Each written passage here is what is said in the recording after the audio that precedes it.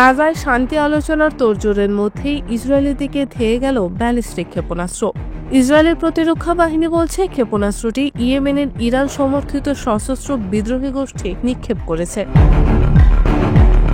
Times of ইসরায়েলের প্রতিবেদনে বলা হয়েছে, ক্ষেপণাস্ত্র শনাক্ত হওয়ার সঙ্গে সঙ্গেই জেরুজালেম ও মধ্য ইসরায়েল এবং দক্ষিণ পশ্চিম তীরের বিভিন্ন এলাকায় সতর্কতা সাইরেন বাজানো হয়।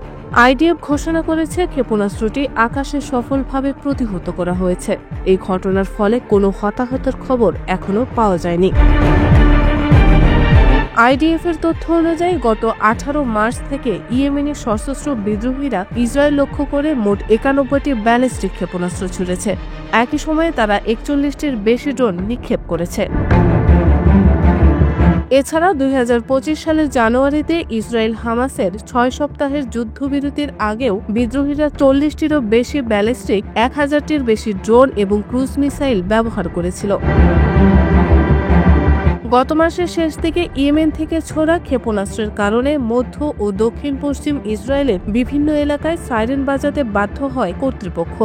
লাখ লাখ মানুষ আশ্রয়কেন্দ্রে ছুটে যায়, এমনকি ইসরায়েলের প্রধান বিমানবন্দর বেন গুরিয়নের কার্যক্রম ও ফ্লাইট সাময়িকভাবে বন্ধ রাখা হয়।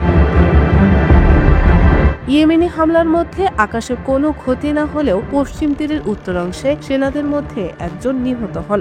টাইমস অফ ইসরায়েল জানায়, নিহত সেনা স্টাফ সার্জেন্ট ইনবার আব্রাহাম কাফ। তিনি প্যারাট্রুপার ব্রিগেডের 890তম ব্যাটালিয়নের সদস্য এবং উত্তর ইসরায়েলের লোটে শহরের বাসিন্দা ছিলেন।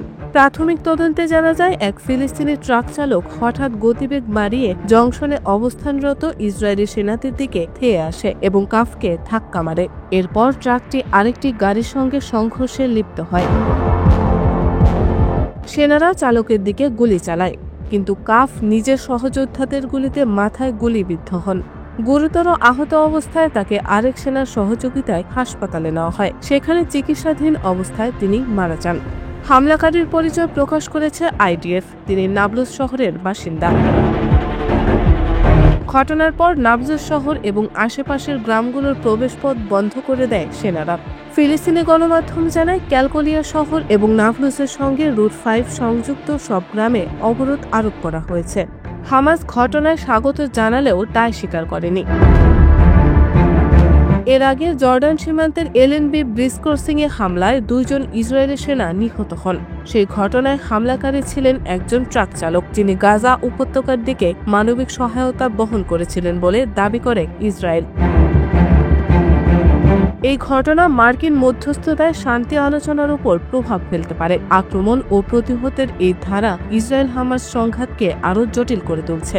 আন্তর্জাতিক সম্প্রদায়ের নজর এখন ফিলিস্তিনি ইসরায়েল উত্তেজনার দিকে রয়েছে, যেখানে প্রতিটি হামলার ফলে আলোচনা প্রক্রিয়া এবং মানবিক সাহায্য উভয়ই ঝুঁকিতে পড়ছে।